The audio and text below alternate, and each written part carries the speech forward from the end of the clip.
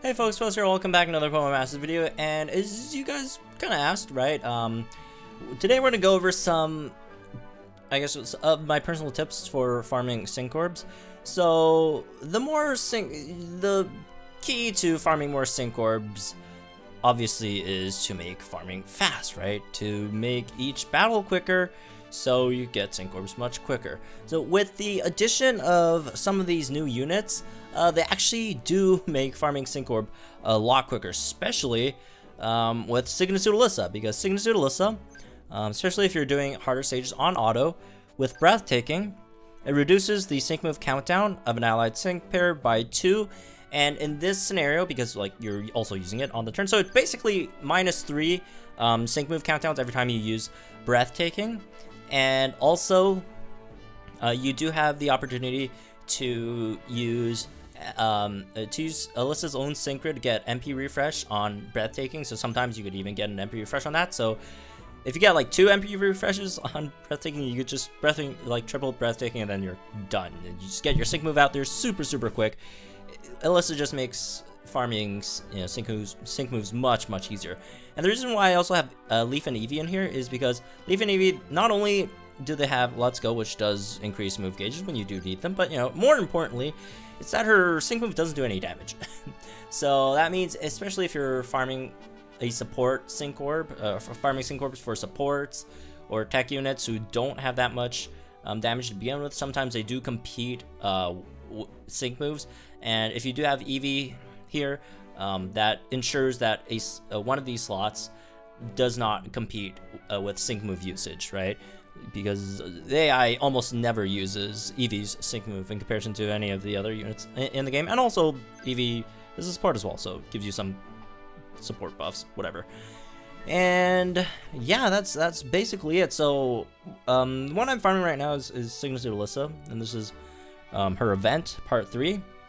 And let's go over it, and let's give it a try and see how much quicker Breathtaking does make a single round in auto.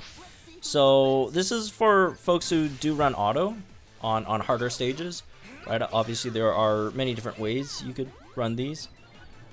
Probably this is not the best stage to do it for demonstration, because this stage actually takes a while to take out. All right, so there you go. Got a MP refresh on Breathtaking. And basically you're getting your sync move super quick over here. And there we go. Sync move here. In this scenario, I'm using Charizard because I thought it'd be quicker. But if you are trying to farm Alyssa's sync move, make sure to get that last slot. Throw in another support so they don't use a sync move over your Alyssa. But in this demonstration, I guess it doesn't matter if you're farming. This would be perfect for a striker build as well, right? So your striker would use a sync move, just like what the Charizard just did. And yeah, that was just incredibly quick in getting the sync move for your striker. So if you use it, on something that isn't as hard as stage 3 over there, like stage 2 or something, it would be very optimal, because like Alyssa is just so game-changing in so many ways. Like, not only because like she's incredibly powerful as a support, but she also completely changes the way people farm Sync Orbs as well. So that's some of the Pokemon that would help farm Sync Orbs.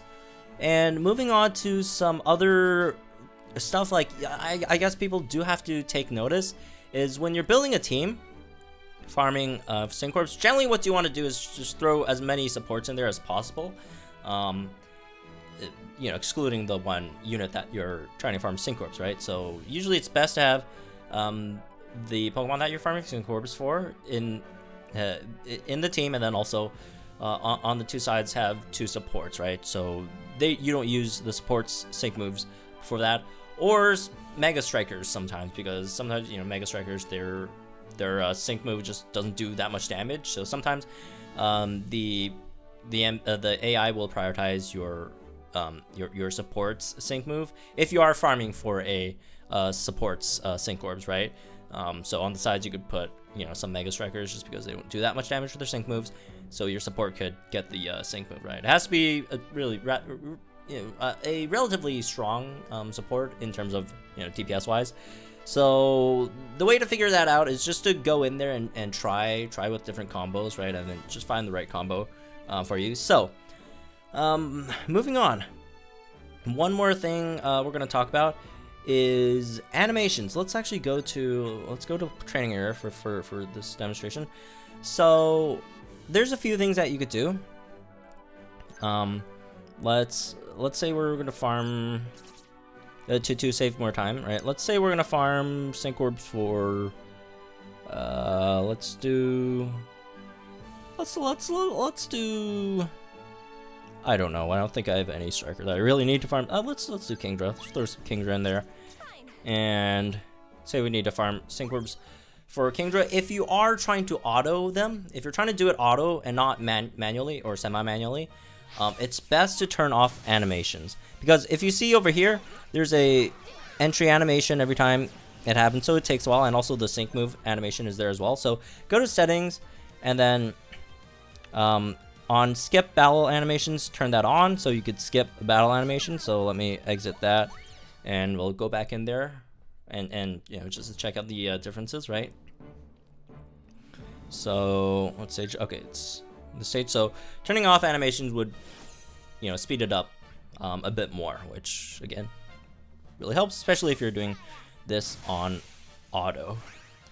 See, no long entrance animation thing. It just goes ahead and starts the battle, right? Basically. And we'll check out the sync move animation as well, which probably gonna take a few turns before we get to our sync move.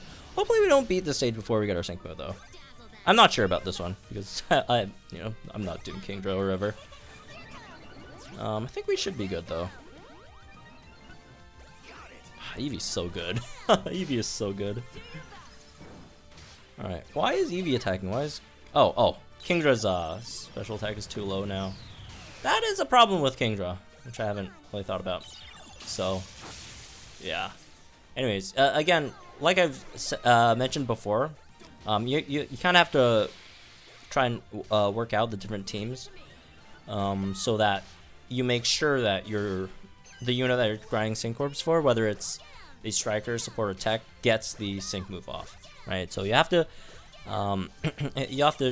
try around with a lot of stuff. So some of the supports that really don't do much damage at all, that really won't be competing for that single slot. Metatite is one, or Metacham if you evolved it in Metacham. Metacham really doesn't do much damage at all, right? Whether it's special or physical. And the other one would be Superior. These two really just do not do damage. Torchic is another one. So these three are some units that to keep in mind if you are trying to construct a auto team, right? So the other way to do this is, which is my personal way of doing things, is to do it manually.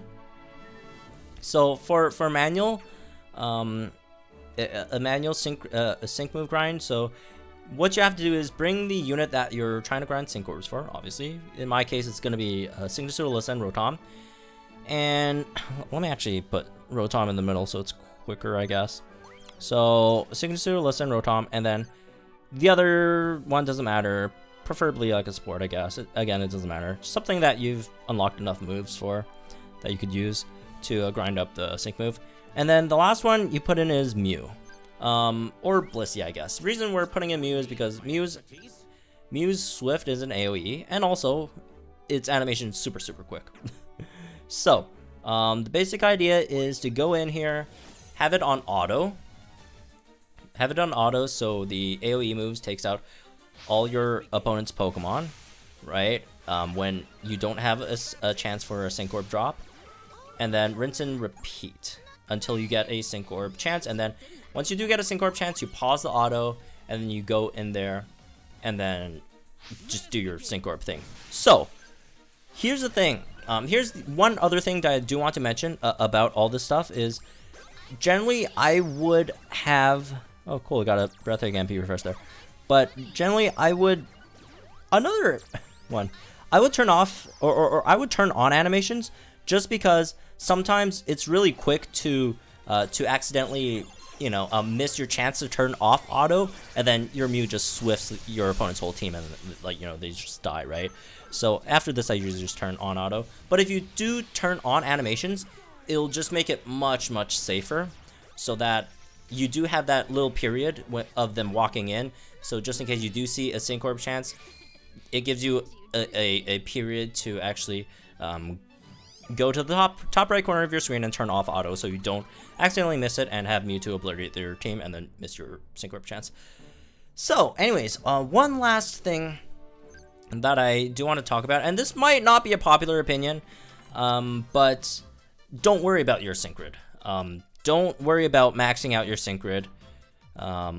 Like, let's say for Rotom's sake, you don't have to max out everything. Obviously, maxing it out is the best scenario, but I guess Rotom's not a good example of this, since you kind of do have to max out, almost max out all the Rotom grids. But for example, Superior, Rosa Superior, you don't have to pick up every sync grid. Like, you don't have to complete everything. Just pick up the important ones. For example, for Rosa, X special attack all MP refresh, the 2 times their energized refreshes, and once this opens up, you get this MP refresh as well.